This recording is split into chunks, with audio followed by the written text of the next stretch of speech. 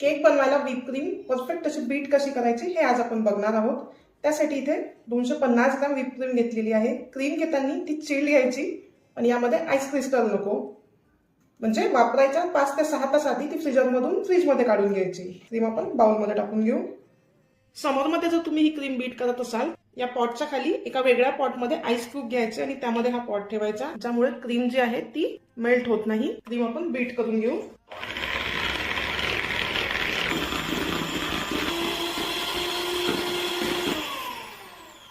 एक minute bit केली की 10 सेकंदचा पॉज घ्यायचा आणि पुन्हा स्टार्ट करायचं।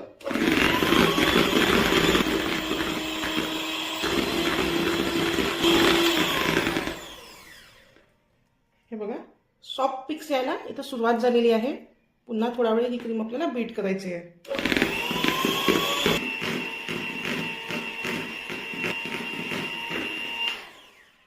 क्रीम बीट झाली की नाही हे चेक करायला काय करायचं, तर या प्रकारे चमचामध्ये क्रीम घेऊन ती पाडून बघायची। ही बघा, आपली क्रीम परफेक्टली अशी बीट झालेली आहे।